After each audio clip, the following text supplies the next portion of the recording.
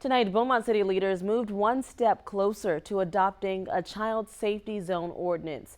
Earlier this year, 12 News first highlighted concerns that the city remained the largest in Southeast Texas without one. During today's council meeting, members held a workshop on a proposal that would restrict where certain registered sex offenders can live. 12 News reporter Spencer Plato explains how enforcement of the ordinance would work and what's at stake. Spencer. Cladra, officials say nearly 900 registered sex offenders are living within Beaumont city limits.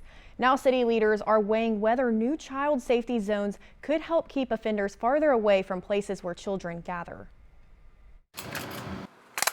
This is a multi-layered protection. It's just one piece of a broader effort to better protect children in Beaumont. Pedophiles don't just pick people at random. They study them, they watch them, so they have to be in a close proximity because they are looking to see what child is left alone, who picks up late, what kid looks lonesome. Back in February, 12 News first reported Beaumont was without what's known as a sex offender residency restriction ordinance, or SORO. Now city leaders are reviewing a proposal that would establish child safety zones across Beaumont.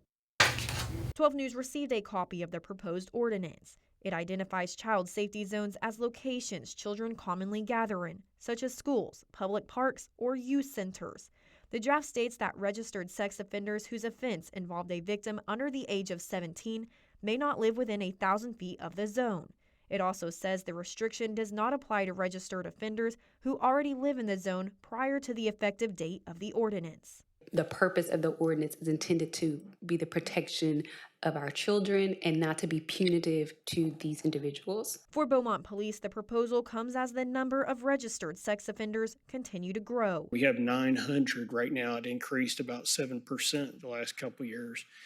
And so we're looking at about 3 times the average number of sex offenders as other agencies in state average. The proposed ordinance would require new mapping software to enforce the restrictions, costing the city $23,000 or $34,000 if neighboring cities partner on a countywide system. In my mind, it's the sooner the better, because every day that goes by, we're losing that impact.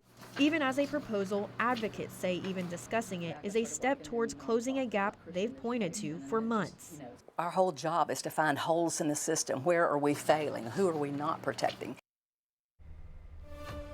And council took no action during today's workshop. If approved, violating the ordinance would be deemed as a Class C misdemeanor. In studio, Spencer Plato, 12 News.